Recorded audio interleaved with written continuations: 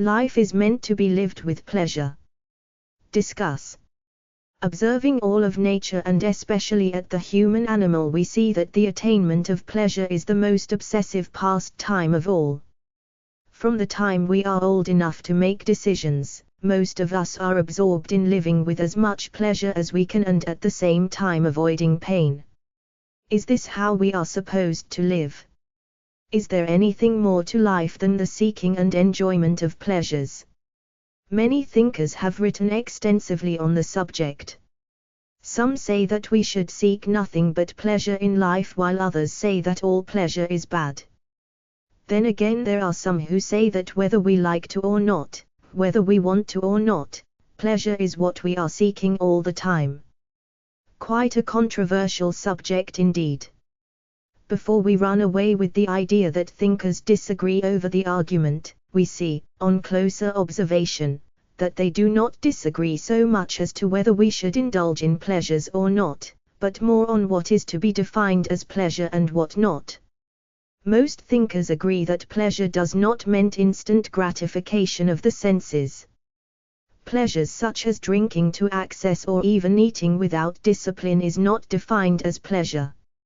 It is clear that such pleasures are short-lived and actually cause pain if overindulged in. Hence, by definition, they are pain and not pleasure and are not to be indulged in.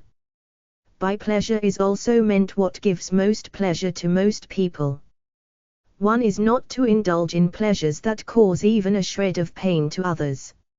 On this definition, we can say that hunting is not a pleasure because it causes pain to the animal hunted. By a little argument, work becomes a pleasure. Work may be tedious at the time of being done, but the remuneration received for it allows a lot of pleasure, and is out of proportion to the pain of inconvenience undergone when working.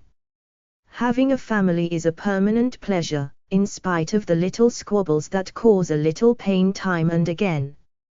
Giving to charity is a pleasure because it makes us happy to give and others happy to receive and gives pleasure out of proportion to the sum. For example, compare the pleasure generated between $100 expended in gambling and the same amount expended in giving to a poor family to celebrate a festival. Which would generate more pleasure, both for you and the family that receives it?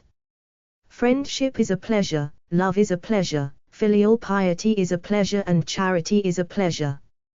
Hence, it is true that we should live lives of pure pleasure, nothing else. Let us